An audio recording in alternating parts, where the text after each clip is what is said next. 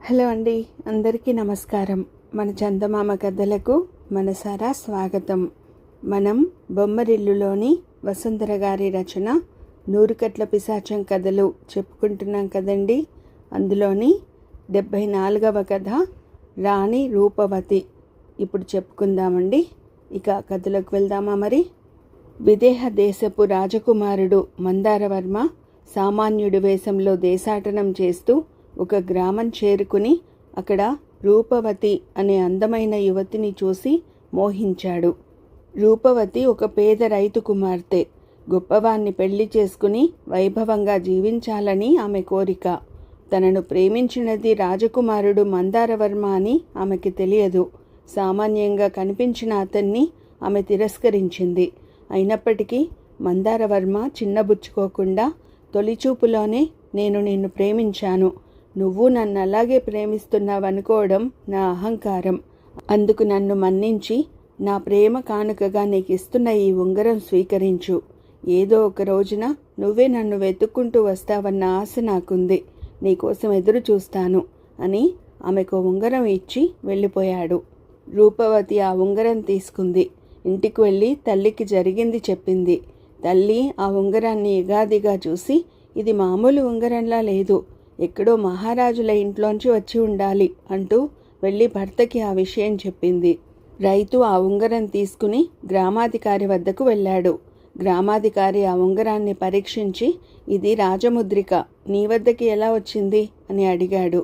రైతు అతడికి జరిగిందంతా చెప్పాడు. గ్రామాధికారి సాలోచనగా, అయితే రూపవతిని కలుసుకున్నది యువరాజు మందారవర్మ అయ్యుంటాడు. అతడు రూపవతిని ప్రేమించడం ఆమె అదృష్టం. నీ కూతురు రాజకుమారుడితో తిరస్కారంగా మాట్లాడి తప్పు చేసింది. అందుకు అతడు రూపవతిపై పగ తీర్చుకోవచ్చు. రాజులు చపల చిత్తులు.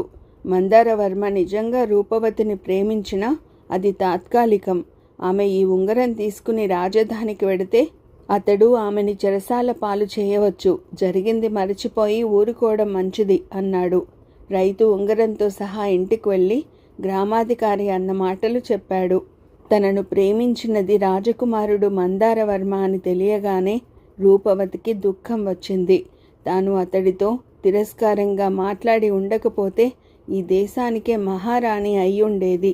చేజేతుల ఒక గొప్ప అవకాశం పోగొట్టుకున్నందుకు దుఃఖం వచ్చి ఏడ్వసాగిందామె. మనం సామాన్యులం. రాజులతో వియ్యమందడం వల్ల మనకు సుఖం ఉండదు. మనకు తగిన సంబంధం చూసి నేను నీకు వెంటనే పెళ్లి చేస్తాను. జరిగిందంతా మన మంచికే అనుకో, ఏడవకు అని కూతుర్ని ఓదార్చాడు రైతు. కానీ మందారవర్మ తనని నిజంగానే ప్రేమించాడని రూపవతికి నమ్మకం కలిగింది. అతడి వద్దకు వెడితే తప్పకుండా తనను పెళ్లి చేసుకుంటాడని ఆమె ఆశ. కానీ తండ్రికి ఎదురు చెప్పాలంటే భయం. అందుకని ఆమె మందారవర్మ ఇచ్చిన ఉంగరం ధరించి రాత్రికి రాత్రే ఇల్లు వదిలి వెళ్ళింది. రూపవతి ఉండే గ్రామం నుంచి రాజధానికి ఒక దగ్గర దారి ఉంది. అది అడవి దారి. ఆ దారిలో నడుచుకుని వెడితే 2 రోజుల్లో రాజధానికి చేరుకోవచ్చు. ఎప్పుడూ రాజధానికి వెళ్ళకపోయినా ఊళ్ళో చెప్పుకోవడాన్ని బట్టి రూపవతికి ఆ విషయం తెలుసు. అంతేకాదు, ఆ అడవి క్రూర మృగాలకు, విషసర్పాలకు నిలయమని, అందులో బందిపోటు దొంగల స్థావరం ఉందని కూడా ఆమెకు తెలుసు. దేశానికి మహారాణి కావాలని ఆమెలో కోరిక బలంగా ఉండటం వల్ల తన ప్రయాణానికి ఆమె ఆ అడవి దారినే ఎంచుకుంది. రూపవతి అడవిలో ప్రవేశించి కొంత దూరం వెళ్ళగానే ఆమెకు 4 బందిపోటు దొంగలు ఎదురయ్యారు. ఆమెను చూస్తూనే వాళ్ళు, పిల్ల, చాలా అందంగా ఉన్నావు, నిన్ను మా నాయకుడికి కానుకగా ఇచ్చుకుంటాం, మర్యాదగా మాతో వస్తే సరే, లేకపోతే బలవంతంగా ఎత్తుకుని తీసుకుపోతాం అన్నారు. అప్పటికే రూపవతి తాను ఈ దేశానికి మహారాణినన్న భావనలో ఉంది. అందువల్ల ఆమె వాళ్ళని చూసి భయపడలేదు, మాటలకు చలించలేదు. వాళ్ళ వంక హుందాగా చూసి, మీ ప్రతాపం సామాన్యుల మీద చూపించండి, నా మీద కాదు. నేను తలుచుకుంటే మిమ్మల్ని అందరినీ ఒక్క రోజులో సర్వనాశనం చేయగలను.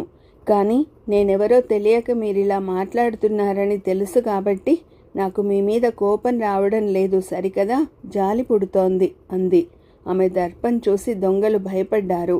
తమ భయం బయటపడకుండా గాంభీర్యం ప్రదర్శించారు. మాటలు కట్టిపెట్టి ముందు నువ్వెవరో మాకు చెప్పు అన్నారు కాస్త బింకంగా. నేను ఈ దేశానికి కాబోయే మహారాణిని.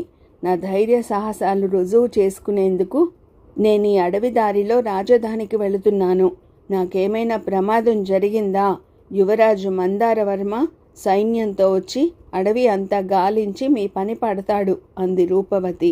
దొంగలు ముందు ఆమె మాటలు నమ్మలేదు. కానీ ఆమె చేతి వ్రేలికున్న రాజముద్రికను చూడగానే వాళ్ళకి వణుకు పుట్టింది. అప్రయత్నంగానే వాళ్ళు ఆమెకు చేతులు జోడించారు. అప్పుడు ఒక దొంగ ఆమెతో, అమ్మా, దొంగతనం ప్రమాదకరమైన వృత్తి. ఏ దారి లేక పొట్టకూటి కోసం మేము ఈ వృత్తిని చేపట్టాం. నువ్వు మహారాణివై మా బోటి వారందరికీ జీవనోపాధిని కల్పిస్తే మేము దొంగతనాలు మానేయడమే కాదు, ఈ దేశంలో దొంగలన్న వారే లేకుండా చేస్తాం అన్నాడు. రూపవతి సరేనని, అలాగే చేస్తాను. ముందు మీలో ఎవరైనా నాకు తోడుగా వచ్చి రాజధానిలో దిగబెట్టండి, మంచి బహుమతినిస్తాను అంది. ఒక్కరోజు మా స్థావరంలో విశ్రాంతి తీసుకుని వెళ్ళు, నీకు ప్రయాణం సుగమమవుతుంది అన్నారు దొంగలు. రాజధానికి వెళ్లేలోగా మధ్యలో మజిలీలు చేయడం రూపవతికి ఇష్టం లేదు. అందుకని ఆమె వారి స్థావరానికి రానని చెప్పింది. అప్పుడు ఆమెకి ఓ దొంగ అగమ్యముని గురించి చెప్పాడు. ఆయన చాలా ఏళ్లుగా ఆ అడవిలోనే ఉంటూ రోజుకొక చోట చొప్పున తపస్సు చేసుకుంటున్నాడు. తపస్సు చేసుకునేటప్పుడు తన చుట్టూ 100 గజాల వలయాన్ని ఏర్పాటు చేసుకుంటాడు. ఆ వలయంలో ఎవరు ప్రవేశించినా వారిని తీవ్రంగా శపిస్తాడు. ఇప్పుడు ఆయన రాజధానికి వెళ్లే దారిలో తపస్సు చేసుకుంటున్నాడు. ఆ వలయం దాటకుండా రాజధానికి వెళ్ళడం సాధ్యం కాదు. ఒకరోజు ఆగితే ముని స్థలం మారి మరో చోటుకు వెళతాడు. ఈ విషయం విని రూపవతి ఏమాత్రమూ భయపడకుండా నలుగురు నడిచే బాట మీద ఓ ముని పెత్తనమేమిటి, కాబోయే మహారాణిని, నా ప్రజలకు ఇబ్బంది కలిగితే నేను సహించలేను. నన్ను ఆ వలయం దాకా తీసుకుని వెళ్ళండి, మునికి బుద్ధి చెబుతాను అంది. దొంగలు ఆమెను సవినయంగా వలయం దాకా తీసుకువెళ్లారు. కానీ తాము మాత్రం ఆ వలయంలో అడుగు పెట్టమని ఖచ్చితంగా చెప్పేశారు. అప్పుడు రూపవతి ధైర్యంగా తానే ముందడుగు వేసి వలయంలో అడుగు పెట్టబోయింది. వెంటనే, ఇది అగమ్య మహాముని మంత్రశక్తితో నిర్మించుకున్న వలయం. ఇందులో అడుగు పెట్టేవారు శాపానికి గురి అవుతారు. నా తప్పు లేకుండా ముందే హెచ్చరిస్తున్నాను అన్న మాటలు రూపవతికి చెవుల్లో వినిపించాయి. రూపవతి ఆశ్చర్యపడింది. అయినా తటపటాయించకుండా ఆ వలయంలో అడుగుపెట్టింది. అంతే, ఏదో అదృశ్య శక్తి ఆమెను దూరంగా లాక్కుపోయింది.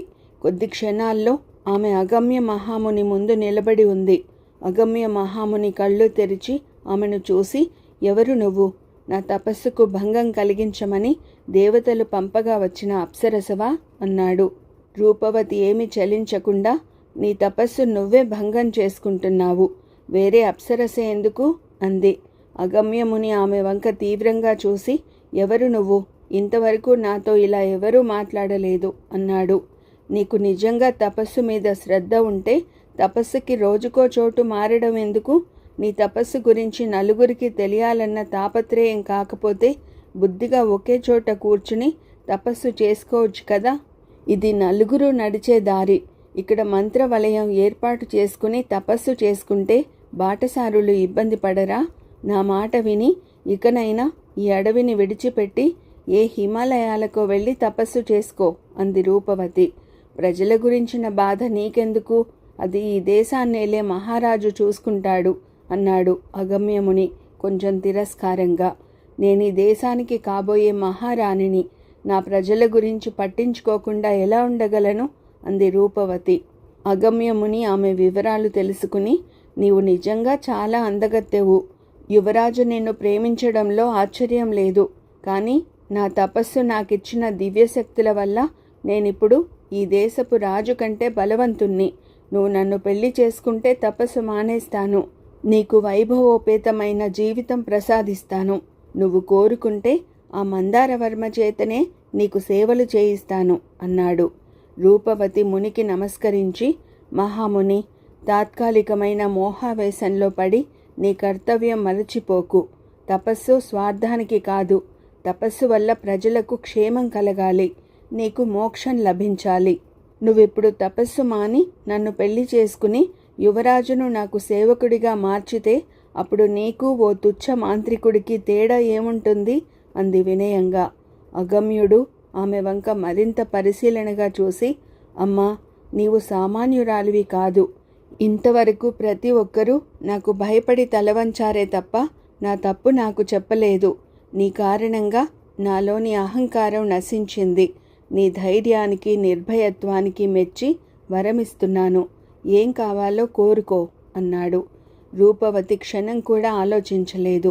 విదేహ దేశానికి కాబోయే మహారాణిగా నేను నిన్ను కోరేదొక్కటే. నా రాజ్యంలోని ప్రజలు దొంగల భయం లేకుండా సుఖంగా జీవించాలి అంది.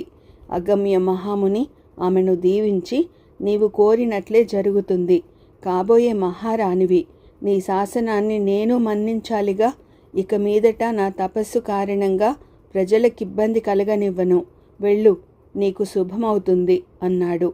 అయితే ఈ రోజు నుంచి నీవు అగమ్య మునివి కాదు, సుగమ్య మునివి అని ఆయనకు నమస్కరించి అక్కడి నుంచి రాజధానికి బయలుదేరింది రూపవతి.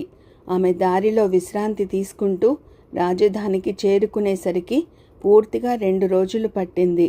రూపవతి రాజధానిలో అడుగుపెట్టి ఎక్కడ ఆగకుండా తిన్నగా కోట ద్వారం చేరుకుని అక్కడున్న కాపలా భటులకు తన చేతి వ్రేలికున్న ఉంగరం చూపించింది. అది చూస్తూనే భటులు ఆమెకు వినయంగా వంగి నమస్కరించి లోపలకు దారి చూపించారు.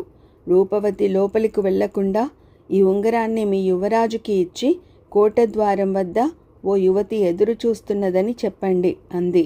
యువరాజు మందారవర్మ దేశాటన ముగించుకుని పంచకళ్యాణిపై ప్రయాణం చేసి అంతకు ఒకరోజు ముందే రాజధాని చేరుకున్నాడు. భటులు తెచ్చిన ఉంగరాన్ని చూస్తూనే అతడు పరుగున కోటద్వారం చేరుకుని రూపవతిని చూసి, నీవిక్కడే ఎందుకు నిలబడ్డావు? ఈ ఉంగరం చూపితే నిన్నెవరైనా రాజసత్కారాలతో కోరిన చోటికి చేర్చగలరు అన్నాడు. ఆ విషయం నాకు తెలుసు, కానీ నేను నీ ఆహ్వానం మీద వచ్చిన దాన్ని.